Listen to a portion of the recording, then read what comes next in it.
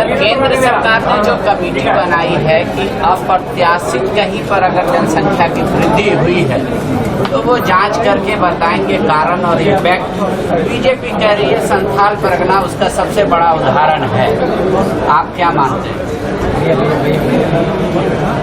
देखिए, भारतीय जनता पार्टी की जब केंद्र में सरकार बनी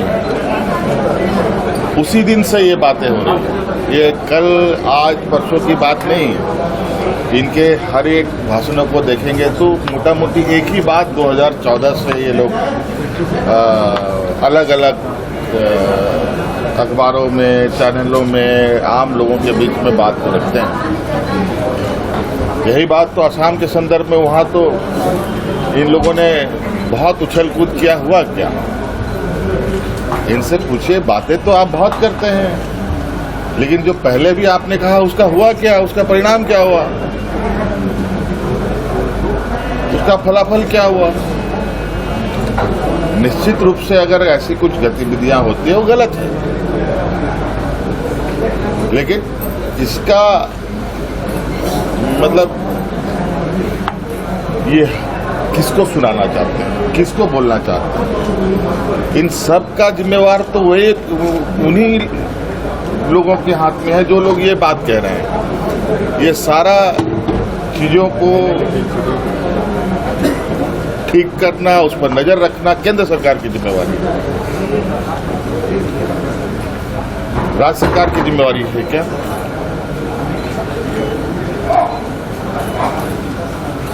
सिर्फ ये डिटेंशन सेंटर खोलने तक की बात कह रहे हैं। डिटेंशन सेंटर रखने के लिए बात कर रहे हैं। ये कब की कौन सा नया बात बोल रहे हो भाई, बताओ? डिटेंशन सेंटर नहीं बनाए क्या इससे पहले यहाँ पर देश में? नहीं, मेरा ये सवाल है कि संथाल परगना से आप आते हैं, क्या आपको भी ऐसा महसूस आपको क्या, आप पूछना क्या चाहते हैं कि संथाल परगना में भी बनेगा क्या? नहीं, बीजेपी तो वो मांग कर रही है। तो थोड़ी देर बाद पूछेगा कि रांची में भी बनेगा क्या? फिर भी बोलिएगा कि पंचायतों में बनेगा क्या? आप लोग देखिए,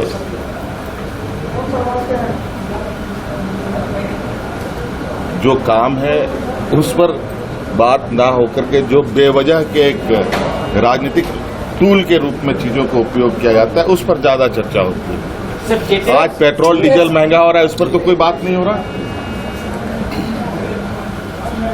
जहां सस्ते दामों में पेट्रोल डीजल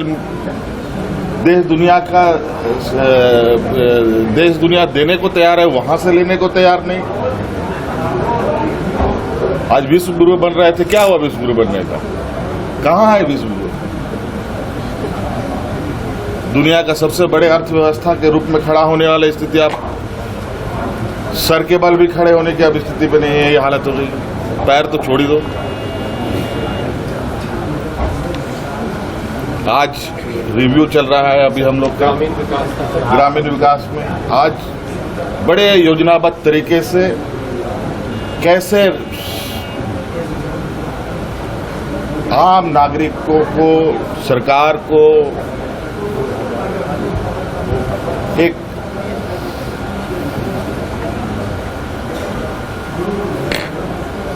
कहा जाए कि बड़ा योजनाबद्ध तरीके से निरंकुश किया जाए, उस पर काम चल रहा है।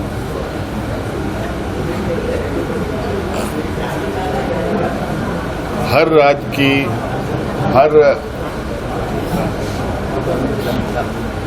समाज की, हर व्यवस्था की अलग अलग जरूरतें हैं, अलग अलग तरीके हैं।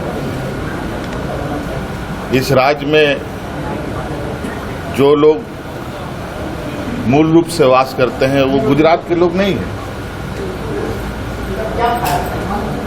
तो यहाँ के लोगों को ध्यान में रखकर हम काम करते हैं। लेकिन ये लोग का एजेंडा कुछ बिल्कुल ही ऐसा है कि सिर्फ कैसे हम